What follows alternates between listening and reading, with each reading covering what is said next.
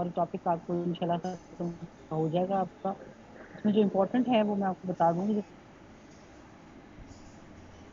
जो कि red colour के नजर आते हैं और elongated होते हैं। ठीक हो गया।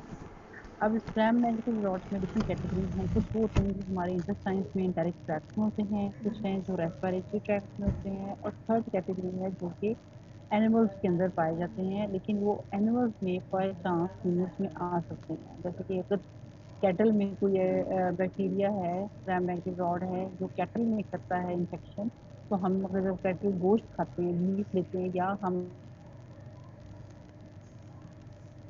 हो सकता है बैक्टीरिया, लेकिन बेसिकली वो कैटल की डिजीज है। इसी तरह ही कुछ डॉग्स की होती है डिजीज, लेकिन जो पेट डॉग्स रखते हैं या जो कोई ऐसे जो इंसान जो कि डॉग्स के साथ क्लोज कांटेक्ट में रहते हैं वो भी एक्वायर कर सकते हैं। यानी बेसिकली वो एनिमल डिजीज होती हैं जिनको कहते हैं एनिमल सोर्सेज, या इनको कहते हैं जोनोटिक डिजीज। ठीक है, ये चैप्टर नंबर 20 है। आज हम जो मैंने जो आपको चैप्टर पढ़ाना था वो था एंटेरिक ट्रैक्ट।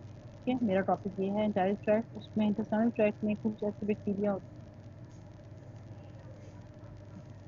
हैं भी मूव कर सकते हैं। ज़रूरी नहीं है कि वो इन्फेक्शन सिर्फ इंटेस्टाइन्स में करते हैं, वो उससे बाहर भी किसी और ट्रैक्ट में भी जा सकते हैं, जैसे आपके यूरिनरी ट्रैक्ट में जा सकते हैं, आपके लिवर में जा सकते हैं, कहीं भी। ठीक है, वो होते हैं इकोलाई, एस्चेरिचिया कोलाई या साल्मोनेला। दूसरी कैटेगरी वो है जो कि सिर्फ और सिर्फ प्राइमरली जो शुरू से बेसिकली रहते तो डायरेक्ट ट्रैक में ही हैं। ठीक है, लेकिन अगर वो वहाँ से जाएँ तो वहाँ से निकल के जा सकते हैं, लेकिन ज़रूरी नहीं कि मतलब बेसिकली प्राइमरीली जो उनकी जो रूट जो उनकी साइट है, हैबिटेट है, वो आपका इंटेस्टाइनल ट्रैक्ट है। वहाँ से निकल के कहीं चले जाएँ तो एक अलग बात है। थर्ड कैटेगरी वो है जो आउटसाइड रहते हैं, यानी इंटेस्टाइनल ट्रैक्ट के बाहर-बाहर रहते हैं बेसिकली, और ट्रैक्ट से रिलेटेड होते हैं। उनके इंटेस्टाइनल ट्रैक्ट से कोई ना कोई लिंक होता है, लेकिन वो बेसिकली ट्रैक्ट के अंदर नहीं मौजूद होते। अब हम आज जो करेंगे वो है एंटेरोबैक्टीरियस। ये सारे के सारे जो ग्राम नेगेटिव रॉड जो एंटेरिक ट्रैक्ट में होते हैं, बुक का नाम है एंटेरो मीन्स इंटेस्टाइन, बैक्टीरिया निकला है बैक्टीरिया बैक्टीरिया से, और इसकी इशी कहते हैं ग्रुप को। ठीक है, ऐसे बैक्टीरिया का ग्रुप जो कि आपकी इंटेस्टाइनल ट्रैक्ट में रहता है या उससे रिलेटेड होता है। ये सारे के सारे बैक्टीरिया जो हमने क्लासिफिकेशन में देखे, उन सबको हम वन बाय वन पढ़ेंगे। जो इंपॉर्टेंट होंगे उनको ज़्यादा इंपॉर्टेंट एम्फोसाइज करेंगे। ठीक है, इसमें हम स्टार्ट करेंगे। अगर आप कोई स्क्रीन नज़र ना आए, मेरी आवाज़ ना आए, तो प्लीज़ मुझे आप बता दें माइक वो कि आपकी स्क्रीन नज़र नहीं आ रही। ये ना मैं पढ़ाती जाऊँ। इन सारे के सारे बैक्टीरिया की कुछ कॉमन प्रॉपर्टीज़ हैं, जैसे कि सब भी ये फैकल्टेटिव एनारोब्स हैं। इट मीन्स कि ये है कि ये ऑक्सीजन के साथ कार्बन डाइऑक्साइड भी रिक्वायर करते हैं ग्रोथ के लिए। नंबर 2 है, ये सभी के सभी ग्लूकोज को फर्मेंट करते हैं, यानी इनको ग्लूकोज पसंद है। मैंने लास्ट लेक्चर में शायद बताया था कि सभी ये जो बैक्टीरिया होते हैं, जो ग्राम नेगेटिव रॉड्स होते हैं, इनको शुगर्स पसंद होते हैं। अब सुक्रोज, ठीक है, लैक्टोज, ये तमाम शुगर्स को फर्मेंट करना इनको अच्छा लगता है। लेकिन ये जो हम जब कॉमन पढ़ते हैं तो उसमें देखते हैं कि सभी जो एंटेरोबैक्टीरियस ग्रुप है, ये ग्लूकोज को ज़्यादा पसंद करते हैं, यानी ग्लूकोज को सभी करते हैं। बाकी शुगर्स भी करते हैं, लेकिन इतना नहीं होता। जब साल्मोनेला है वो लैक्टोज नहीं करता, इकोलाई लैक्टोज वो भी करता है। ठीक है, तो वो कॉमन प्रॉपर्टी नहीं होती, कॉमन में ग्लूकोज ही है। उसके अलावा सब किसी के पास भी साइटोक्रोम ऑक्सीडेज एंजाइम नहीं है, यानी हम एक टेस्ट करते हैं ऑक्सीडेज टेस्ट, ये वो टेस्ट अगर परफॉर्म किया जाए तो इसमें नेगेटिव आता है। आखिरी प्रॉपर्टी है कि नाइट्राइड्स नाइट्रेट्स को ये नाइट्राइड्स में कन्वर्ट कर देते हैं, इनकी जो रिड्यूसिंग पावर होती है। ई कॉर्पन प्रॉपर्टीज हैं। अब हम आगे चलते हैं। हमारा फर्स्ट बैक्टीरिया है ई कोलाई, एशेरिचिया कोलाई, ये मैंने पढ़ा दिया था आपको। ठीक है, आई थिंक मैंने ई कोलाई और साल्मोनेला दोनों पढ़ा दिए थे, लेकिन खैर हम इसको थोड़ा सा क्रॉस करते हैं, क्योंकि अगर हम ये पढ़ने लगे तो आप यही करते थक जाओगे। बताया था जो डायरिया करता है, बेसिकली इसका डायरिया जो होता है ई कोलाई का बात होते हैं। हाँ, ये जो डायरिया कॉज कराता है ये होता है वाटरी डायरिया। ठीक है, इसकी एक स्ट्रेन होती है जो कि O15787 स्ट्रेन होती है, जो कि करवाती है ब्लडी डायरिया, उसको डायसेंट्री भी कहते हैं। और वो ब्लडी डायरिया जब ज़्यादा लाइफ थ्रेटनिंग हो जाए तो उसको कहते हैं हीमोलिटिक यूरिन ठीक है, ये बेसिकली डायरिया कॉज करता है। इकोलाई उसके अलावा ये यूरिनरी ट्रैक्ट इन्फेक्शन भी कॉज करता है, क्योंकि ये जब इंस्टेंट ट्रैक्ट से बाहर चला जाता है तो यूरिनरी ट्रैक्ट क्लोज रिलेटेड होता है, तो ये यूरिनरी ट्रैक्ट में जाके यूरिनरी ट्रैक्ट इन्फेक्शन कॉज करवाता है। ठीक है, उसके अलावा ये और भी डिफरेंट डिजीजेस कॉज करवाता है। अब है साल्मोनेला। साल्मोनेला जो है बेसिकली ये 3 डिजीज कॉज करता है, एंटेरोकोलाइटिस, एंटेरिक फीवर और septicaemia. Enterocolitis basically mild infection of colon होती है। उसमें क्या होता है, कोलॉन की इन्फ्लेमेशन होती है, क्योंकि ये अटैच होता है हमारे पीपो और रूट के अंदर जाता है, खाने पीने की इन्फ्लेमेशन करता है, उसको एंटेरोकोलाइटिस कहते हैं, जो कि कभी खुद भी ठीक हो जाती है, कभी मेडिकल ट्रीटमेंट चाहिए। अगर वो एंटेरोकोलाइटिस बिगड़ जाए, खराब हो जाए, और साल्मोनेला जो है वो वॉल ऑफ कोलॉन में इन्फ्लेमेशन के साथ डीप सीडिंग स्टार्ट कर दे, यानी वो अंदर वॉल के अंदर फैलने लग जाए, डीपर लेयर्स में वॉल की जाने लगे, वॉल ऑफ कोलॉन की बात हो रही है, तो उसको कहते हैं टाइफॉइड फीवर। टाइफॉइड फीवर में ये होता है कि ये जो साल्मोनेला होता है वॉल ऑफ कोलॉन को पेनिट्रेट करके पायस स्पेसिफिक में चला जाता है, वॉल में, और वो वहां से जाके स्प्रेड करता है टुवर्ड्स द लिवर। अब वो वहां से डिफरेंट जगहों पे, लिवर पे, आपकी जॉइंट्स में, बोन्स में जाके स्प्रेड कर देता है, और उसको कहते हैं टाइफॉइड फीवर। पेशेंट को डिफरेंट प्रेजेंटेशन होती हैं, फीवर तो होता ही होता है, साइड बॉडी एक्स होती है, मसल पेन होती है, जॉइंट पेन होती है। उसके अलावा पेशेंट को खाने पीने को दिल नहीं करता, और may be mild to abdominal pain भी पेशेंट को हो। ठीक है, और डायरिया भी हो सकता है, और कॉन्स्टिपेशन भी हो सकती है। आपकी बेसिकली बाउल जो पेशेंट को डिफरेंट प्रेजेंटेशन होती है, हो सकता है पेशेंट को डायरिया हो सकता है पेशेंट को कॉन्स्टिपेशन। और जब उसको भी फैल जाता है, ये लिवर वगैरह से ब्लड में चला जाएगा और कहीं और जगह में चला जाएगा, तो ऑस्टियोमाइलाइटिस वगैरह करता है। ठीक है, ये बेसिकली मैंने आपको ऑब्जर्व करा दिया था साल्मोनेला। अब हम आगे चल रहे हैं, ये हमारा नेक्स्ट है विब्रियो। ये आज का टॉपिक है, बेसिकली यहाँ से हम स्टार्ट करते हैं। विब्रियो जो है, जो ह्यूमन में कॉमन है, वो है विब्रियो कॉलेरा। वैसे विब्रियो की और भी है स्पीशीज, जैसे विब्रियो पैराहिमोलिटिका।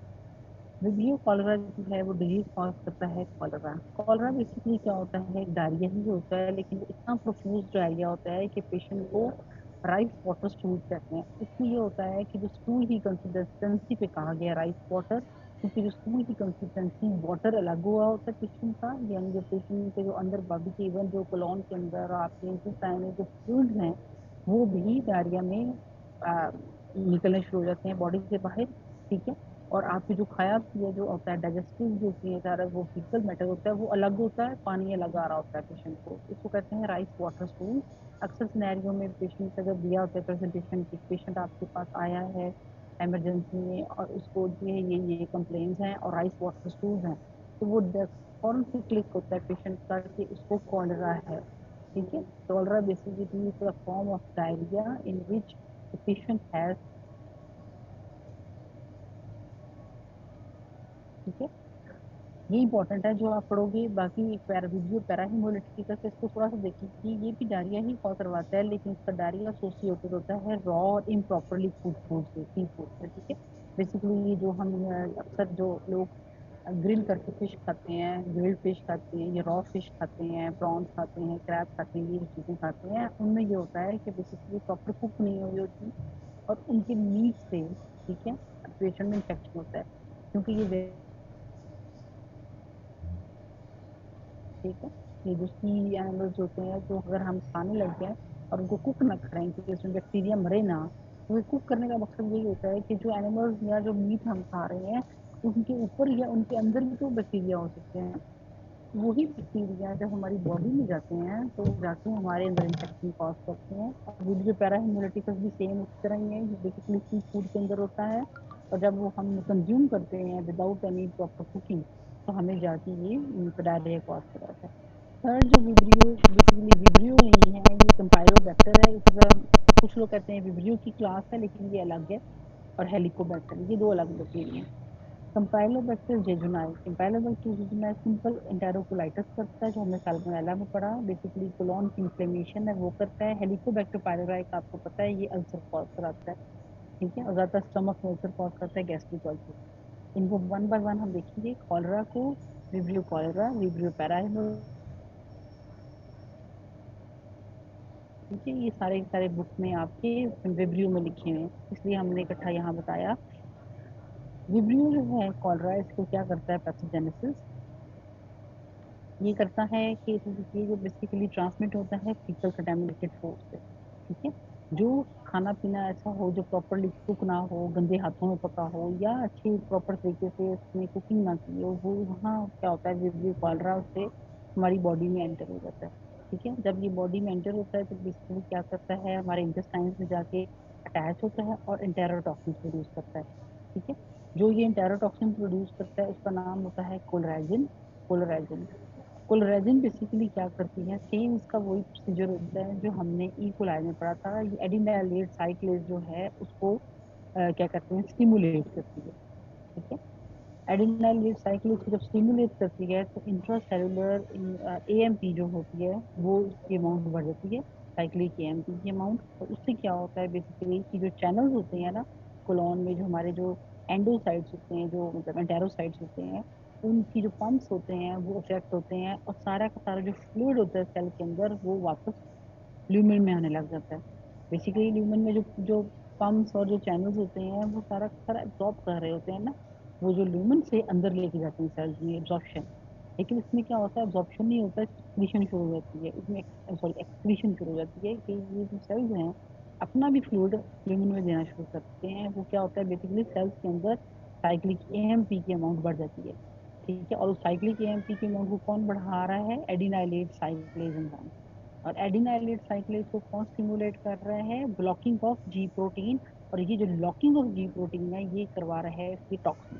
ये पूरा एक कैस्केड है, पाथवे है, उसमें यही होगा आपका। आप ये बताओगे कि सबसे पहले ये विब्रियो कॉलरा आपके इंटेस्टाइनल ल्यूमेन में आया, अटैच हुआ, और इसमें एंटेरोटॉक्सिन प्रोड्यूस की जिसका नाम था कोलराजिन। कोलराजिन क्या करती है, ये प्रोटीन जो होती है उसको लॉक कर देती है।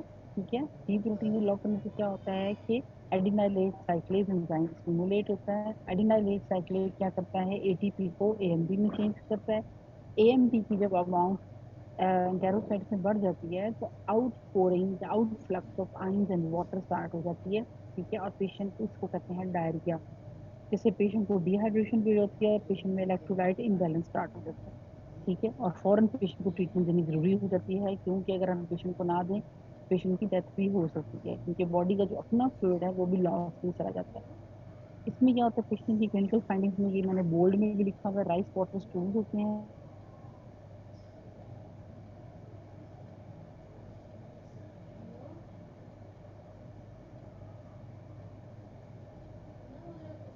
ऊपर। तो इसमें हम ये देखेंगे कि ये लैक्टोज फर्मेंटर है, यानी ये पिंक कॉलोनीज है। उसके अलावा PSI agar, triple sugar iron agar को जब देखेंगे तो उसमें डिफरेंट प्रेजेंटेशन के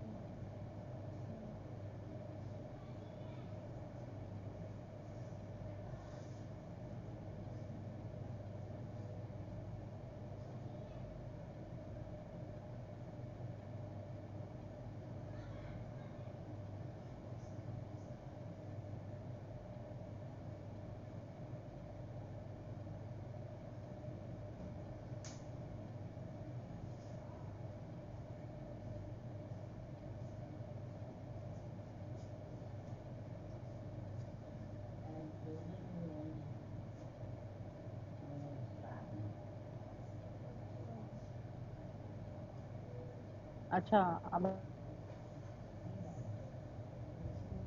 हुआ था,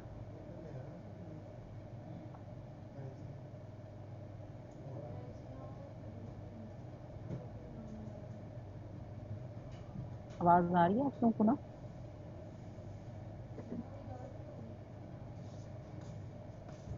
यस मैम, आ रही है। चलो ठीक है, वहीं से स्टार्ट करते हैं। सॉरी, वो दरअसल ना बीच में इंटरनेट प्रॉब्लम हो गया था।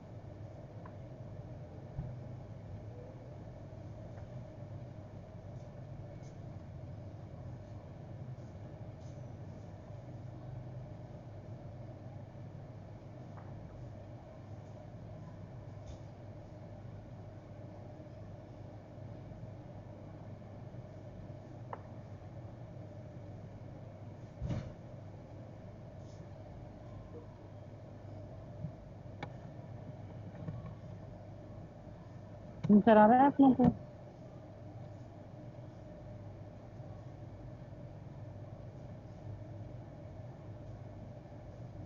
ठीक है,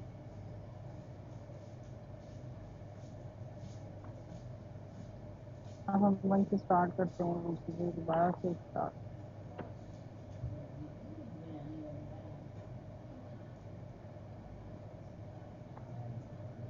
अच्छा, प्रिवेंशन में इसमें बेसिकली क्या होता है कि वैक्सीन कोई भी नहीं बनी इसमें, ये हम जो अब वैसे कहते हैं कॉलरा की है, लेकिन ये हमारे पास यहाँ यूज नहीं होती।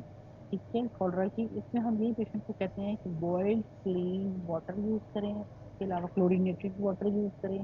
ठीक है, और आपको जो खाना पीना खाएं वो आप साफ सुथरा खाएं, फ्लाइज से, गंदे हाथों से, फिंगर से, इन चीज़ों से आप जरा बचाएं अपने खाने को। ठीक है, क्योंकि बेसिकली ये ज़्यादा समर में होती है कॉलरा की इन्फेक्शन। तब होती है जैसे जब बहुत ज़्यादा क्लोज लोग हो रहते हैं, जैसे लोग अक्सर रूरल एरियाज में या जो है ना ऐसी जगहों पे जहाँ बहुत क्लोजली आपस में रहना पीना खाना पीना होता है, या फिर तो बहुत फ्लाइज होती हैं, उन जगहों पे इजिली फैलता है। यूजली पैरासिम्पिलिटिकस का मैंने आपको बताया, जस्ट आप थोड़ा सा देखोगे ये इंपॉर्टेंट इतना नहीं है, कॉलरा इंपॉर्टेंट है। ठीक है, इस पूरे क्लास कॉलरा इंपॉर्टेंट है और हेलिकोबैक्टर इंपॉर्टेंट है। कंपाइलोबैक्टर और वीडियो पैराहिमोलिटिकस जो है ये इतना इंपॉर्टेंट नहीं है। ठीक है, इसका मैंने आपको बता दिया था, बेसिकली ये रॉ और अंडर कुक सी फूड से होता है। ठीक है, लाइक ऑयस्टर्स वगैरह से। और इसमें बेसिकली पेशेंट को वाटरी डायरिया ही होता है। ठीक है, और ये वेरी करता है, माइल्ड से भी होता है, ज़्यादा सीवियर भी हो सकता है, ये खुद से ठीक हो जाता है। इसकी जो इंटॉलरेंट टॉक्सिन है वो भी कोलरेजन की तरह ही इफेक्ट करती है। ठीक है, और इसमें पेशेंट जब हमारे पास आता है वही बात है, हम वाटर रिप्लेसमेंट देते हैं, जिसमें सोडियम क्लोराइड आयन के रिप्लेसमेंट के लिए वो भी दे सकते हैं डाल के। ठीक है, और बाकी हम इसको इस तरह से ट्रीटमेंट नहीं करते क्योंकि ये खुद ही अपने आप ठीक हो जाता है। ठीक है, और इसकी प्रॉपर हम रेफिस को हम बचा के सकते हैं कि हम प्रॉपर कुकिंग करें सी फूड की। जो मीट होता है उसको आप रेफ्रिजरेट करेंगे लाजमी, उसको बाहर नहीं रखते ज़्यादा देर, तो खराब हो जाता है। कैंपाइलोबैक्टर जुजुना है। कैंपाइलोबैक्टर बेसिकली ग्राम नेगेटिव रॉड है, लेकिन ये सी फॉर कैंपाइलोबैक्टर, सी से भी कॉमा, ये कॉमा शेप की तरह का होता है। ठीक है, माइक्रो एलोफेलिक होता है क्योंकि ये बहुत थोड़ी ऑक्सीजन में और बहुत थोड़ी कार्बन डाइऑक्साइड एनवायरमेंट में भी रह सकता है, इसको कहते हैं माइक्रो एरोफेलिक। पैथोजेनेसिस में इसको देखो तो बेसिकली क्या होता है, ये ट्रांसमिट। ठीक है, वहाँ बेसिकली डिजीज कॉज कर रहा होता है, और जब हम ऐसा ही मीट, एग्स या उनके साथ एनिमल्स के साथ क्लोज कांटेक्ट में रहते हैं तो हमारी बॉडी में आता है कि हाथ छत ना धोएं तो भी हो सकता है। उसके अलावा हम ऐसे जानवरों को जैसे कैटल चिकन तो हम खाते हैं, ठीक है, उनका मीट, तो वो हम क्या करते हैं कि उसके थ्रू ये बॉडी में एंटर हो जाता है। जब ये बॉडी में एंटर होता है तब वो डिफरेंट डिजीज कॉज करता है, लेकिन लाइक इसके अपने पास ज्यादा टॉक्सिन्स हैं। ठीक है, जो कि वही डायरिया कॉज करती है, सेम मैनर में जैसे कॉलरा टॉक्सिन। जैसे कॉलरा की टॉक्सिन का इफेक्ट होता है, सेम वैसे ही वीडियो कॉलरा वीडियो पैराहिमोलिटिकस में भी होता है और कैंपाइलोबैक्टर में भी होता है। ठीक है, ये भी डायरिया ही कॉज कराता है, लेकिन इसकी सोर्स जो है एंट्री जो डिफरेंट है, ट्रांसमिशन। ठीक है, रिव्यू पैराहिमोलिटिक्स में इसमें से हमने देखा था कि अंडर कुक सी फूड, ठीक है, ये रॉ सी फूड से होता है, और ये जो होता है बेसिकली ये डिफरेंट एनिमल्स से, पोल्ट्री, मीट, अनपास्चराइज मिल्क, ठीक है, इनसे होता है। और इसमें रिलीज चीजें लॉन है, और बाकी जो है बेसिकली अगर ये बिगड़ जाए तो इसे हो सकता है part of Guillain Barre syndrome, lab diagnosis. अच्छा, इसलिए ये इतना इंपॉर्टेंट नहीं है, इसमें आप परेशान ना हो, इसकी लैब डायग्नोसिस ट्रीटमेंट प्रिवेंशन इकट्ठी लिखी हुई है। लैब डायग्नोसिस में हम देखो इसको माइक्रोस्कोपी में देख सकते हैं तो कॉमा शेप ग्राम एक्टिव रॉड नजर आते हैं। इसके अलावा हम इसको कल्चर पे ग्रो करके देख सकते हैं, different biochemical taste like oxidase वगैरह टेस्ट करके देख सकते हैं, जो ये पॉजिटिव देता है। ठीक है, हम इसके लिए डिफरेंट टेस्ट वगैरह करते हैं। ट्रीटमेंट में इसमें एरिथ्रोमाइसिन और सिप्रोफ्लॉक्सासिन दे सकते हैं, दोनों ही इफेक्टिव हैं। प्रिवेंशन में इसमें कोई वैक्सीन नहीं है, लेकिन वही प्रिवेंटिव मेजर्स हैं। जो बंदे एनिमल कॉन्टैक्ट में ज़्यादा होते हैं या मीट वगैरह खाते हैं उनको हम पेशेंट को या लोगों को एजुकेट करें कि आप प्रॉपर रेफ्रिजरेट करें फूड को, प्रॉपर मिल्क अगर यूज़ करें तो बॉयल करें काफ़ी देर तक, ताकि उसके अंदर जो बैक्टीरिया हैं वो सब गैस्पोज हैं वो किल हो जाए बैक्टीरिया के। उसके अलावा खाना खाते पहले हाथ धोएं। ठीक है, ये चीज़ें हम बताते हैं पेशेंट को। जैसे विब्रियो कॉलरा इंपॉर्टेंट था जो कि कॉलरा कॉज करता है, हेलिकोबैक्टर पाइलोरा जो है वो बेसिकली गैस्ट्रिक अल्सर को करता है। तो इससे भी इम्पोर्टेंट है क्योंकि गैस्ट्रिक अल्सर जो होते हैं पाइलोरा जो कहते हैं हेलिकोबैक्टर जो कॉज करता है। गैस्ट्रिक अल्सर बहुत कॉमन है, ठीक है हमारे यहाँ, क्योंकि हमारे जो ईटिंग हैबिट्स हैं वो खराब हैं, हम बहुत स्पाइसी फूड पसंद करते हैं, ऑयली चीज़ें पसंद करते हैं, हमारा जो खाने पीने का जो स्केड्यूल होता है वो ठीक हम फॉलो नहीं करते हैं, जैसे बहुत लेट नाइट डिनर करते हैं, ठीक है। जो पहले लोग जितना अच्छे हेल्दी फूड वेजिटेबल फूड वगैरह इस्तेमाल करते थे, अब वो आजकल लोग वो कम इस्तेमाल करते हैं। इस वजह से क्या हो गया है कि हमारे यहाँ पेशेंट्स को अक्सर जो होती है ना गैस्ट्रिक प्रॉब्लम स्टार्ट हो गई है सारी, जैसे अक्सर लोगों को एसिडिटी हम कहते हैं बहुत कॉमन हो गई, गैस्ट्राइटिस, ठीक है, गैस्ट्राइटिस हो गया, एसिड रिफ्लक्स हो गया, जर्ड जिसे कहते हैं गैस्ट्राइटिस एसोफेजियल रिफ्लक्स डिजीज हो गया, ये चीज़ें कॉमन हो गई।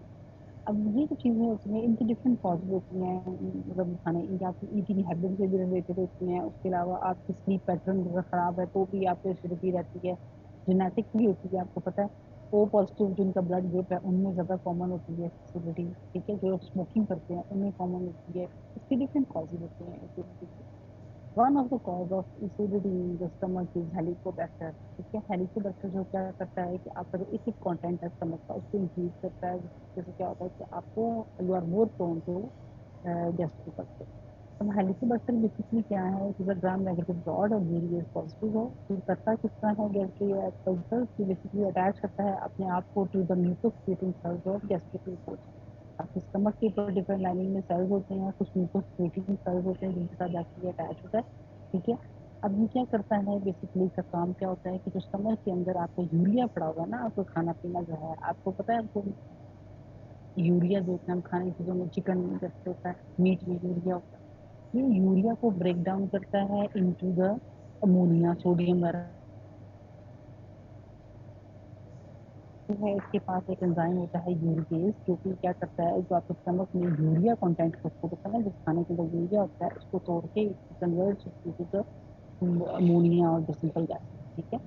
अब ये क्या करता है, जब ये यूरिया से अपना यूरिया तोड़ता है तो उसमें सब क्या होता है, इंफ्लेमेटरी रिस्पॉन्स होता है आपके स्टमक में, और म्यूकोजा लाइनिंग जो सेल्स होती है वो डैमेज होती है, क्योंकि जो अमोनिया होता है आपने घर में भी पेरोक्साइड या अमोनिया यूज होगा, बहुत ज़्यादा फेटल होता है, वो स्किन की जो ऊपर लेयर होती है उनको भी छील देता है। सेम इसका होता है कि बेसिकली यूरिया एंजाइम्स की जरूरत होता है, और यूरिया तोड़ने के लिए क्या होता है कि उनको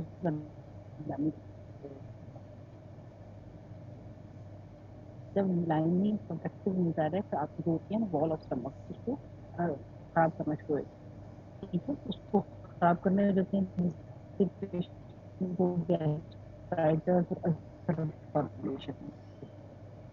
अब ये इफेक्ट मैं बताती हूँ आपको बाद में, ठीक है, तो ज़रा दोबारा हम पढ़ते हैं। तो बेसिकली क्या करता है, एच पायलोराइड जो होता है हमारे बेसिकली स्टमक में ऑलरेडी होता है या हम खाने पीने बाहर से एक्वायर कर लेते हैं, जब हमारे स्टमक में लाइन करता है अपने को अटैच करता है to the wall of stomach, तो ये क्या होता है अपने एंजाइम यूज करता है यूरिया, जो कि जो यूरिया कंटेंट खाने पीने की चीज़ें होती है ना, यूरिया जिनमें होता है इनको तोड़ के चेंज करता है इनटू अमोनिया। ये जो अमोनिया होती है ये थोड़ी सी ये जो गैस फॉर्म होती है ये डैमेज करती है ग्लूकोजा को। आपको पता है ग्लूकोजा जो है एक प्रोटेक्टिव लेयर है, ठीक है, स्टमक में बहुत जो एसिड होता है नॉर्मली हर इंसान के स्टमक में, ठीक है, लेकिन जो ग्लूकोजा होता है ना आपका ग्लूकोजा लाइनिंग के जो सेल्स हैं अल्लाह ताला ने बनाए हैं वो क्या कर रहे होते हैं, वो स्टमक को के अंदर जो तेजाब जो एसिड पड़ा होता है उसको जो वॉल ऑफ स्टमक है गोश्त बनी है उससे बचा रहा होता है ग्लूकोजा। जब ग्लूकोजा डैमेज शुरू हो जाएगा तो क्या होगा कि आपके जो डिफर टिश्यू हैं आपके जो स्टमक के वो डायरेक्ट एसिड के साथ कांटेक्ट में आ जाएंगे, इससे क्या होगा ये जो एसिड है वो वॉल ऑफ स्टमक को तबाह करना शुरू हो जाएगा, गैस्ट्राइटिस पेशेंट को होता है और कुछ में अल्टीमेटली अल्सर्स बनने लगे, और ये अल्सर्स खुदा ना खाते जिनको ब्लीड करते हैं उनको वॉमिटिंग में या जब उनको एसिड रिफ्लक्स होता है उसको ब्लड आता है, ठीक है। या पेशेंट को तब पता लगता है जब उसको स्टूल में डार्क ब्राउन कलर की ब्लड की यानी चॉकलेट कलर की स्टूल में आने लगते हैं ब्लड के डिपॉजिट, ठीक है। तो वो शो करते हैं कि आपका जो अपर इंटेस्टाइनल ट्रैक्ट है वहाँ से ब्लीडिंग हो रही है, और पेशेंट को शदीद पेन होती है गैस्ट्रिक एरिया में बहुत ज़्यादा, जैसे कि गुलसरी आपकी चल रही होती है ऐसे, ठीक है, तो कहते हैं स्टैबिंग पेन पेशेंट को होती है। तो जो अमोनिया होता है इसका अच्छा फैक्ट भी ये होता है कि अमोनिया क्या कर रहा होता है, तो अमोनिया जो स्टमक के अंदर, अमोनिया को पता बेस है इटली में ना, अमोनिया क्या कर रहा होता है कि जो स्टमक में जो जो है म्यूकोजा को डैमेज कर रहा है, वो तो एक अलग इफेक्ट है, वॉल ऑफ स्टमक को तबाह कर रहा है अमोनिया। दूसरी तरफ से अमोनिया जो है, जो स्टमक के अंदर एसिड है, उसको न्यूट्रलाइज भी किसी हद तक कर रहा है, ठीक है। और वो न्यूट्रलाइजेशन का ऑर्गेनिज्म को ही फायदा हो रहा है कि ऑर्गेनिज्म सर्वाइव कर रहे हैं, क्योंकि जो होता है ना एसिड है, वो काफी एक बैक्टीरिया या ऑर्गेनिज्म एसिड में रहता है, तो आपको पता है एसिड क्या है, दे आर डिसइंफेक्टेंट, ठीक है। आपको पता है ना कपड़ा होगा डिसइंफेक्टेंट्स हैं, एसिड भी तो बैक्टीरिया को किल करते हैं, और ये बैक्टीरिया रहता ही एसिड के दरमियान है, यानी इसकी इन्वायरमेंट ही एसिड में रहने वाली है। और एसिड में से कोई एमसीक्यू भी है कि आप ये एसिड में कैसे बचा हुआ है, due to the neutralizing effect of ammonia, ठीक है। नमक एसिड को न्यूट्रलाइज कर रहा है अमोनिया, जिसकी वजह से ऑर्गेनिज्म है वो इजीली सर्वाइव कर रहा है। अब इम्पोर्टेंट इसकी चीज ये है कि ये तो गैस्ट्रिक अल्सर को कराता ही कराता है, ठीक है। गैस्ट्राइटिस होता है पेशेंट को स्टेजेस में, अर्ली स्टेजेस में, फिर पेप्टिक अल्सर भी हो सकता है। पेप्टिक अल्सर भी is one of the cause of gastric carcinoma, उनको मार्ट लिम्फोमा भी कहते हैं, ठीक है। बेसिकली मार्ट या बी सेल ट्यूमर्स होते हैं, बेसिकली वो different areas of gastrointestinal tract में होते हैं, उसमें जो गैस्ट्रिक जो एरिया में जो ट्यूमर्स बनते हैं, उनकी one of the cause H pylori भी है, ठीक है। डिजीज मैंने आपको बता दी कि ये बेसिकली गैस्ट्राइटिस करता है, स्टार्टिंग में पेप्टिक अल्सर करता है, और it is one of the risk factor for gastric carcinoma. Lab diagnosis में देखेंगे तो ऑर्गेनिज्म को हम ग्राम स्टेन करके देख सकते हैं, लेकिन ऑर्गेनिज्म को ऑब्टेन कैसे करेंगे, स्टमक से में हम बायोप्सी लेते हैं, ठीक है। स्टमक का थोड़ा सा वॉल स्पेसिमेन लेंगे, वो एंडोस्कोपी होती है, ठीक है। पेशेंट को एंडोस्कोपी दी जाती है पेशेंट की, जैसे हम बायोप्सी का स्पेसिमेन लेंगे वॉल से, और उसको हम स्टेन करके देखेंगे, उसमें हमें नजर आएंगे ये एच पायल लगा है। उसके अलावा हम वही बायोप्सी स्पेसिमेन का कल्चर भी करके देख सकते हैं, बायोकेमिकल टेस्ट भी उसके लगा सकते हैं। और ये टेस्ट का important urea breath test, basically urea breath test क्या होता है कि ऐसे जो पेशेंट जिनके स्टमक के अंदर एच पाया है, ठीक है, उनमें टिपिकल सी यूरिया की स्मेल आती है उनकी ब्रीदिंग से, उसको हम चेक कर सकते हैं टेस्ट करके लेबोरेटरी में।